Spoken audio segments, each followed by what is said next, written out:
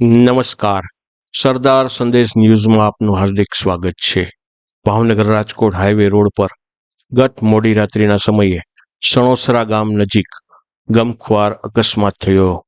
રાત્રિના 4 વાગ્યા આસપાસ ટ્રક અને કાર વચ્ચે અકસ્માત સર્જાયો છે.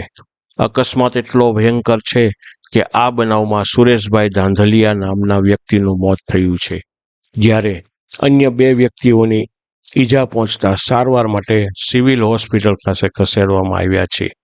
કારમાં સવાર પરિવાર શુભ પ્રસંગ પતાવીને પરત ઘર પર આવી રહ્યો હતો. એ સમયે અકસ્માતનો બનાવ બન્યો છે.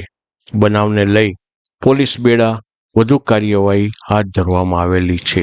રિપોર્ટિંગ વિપુલ બલિયા, ભાવનગર.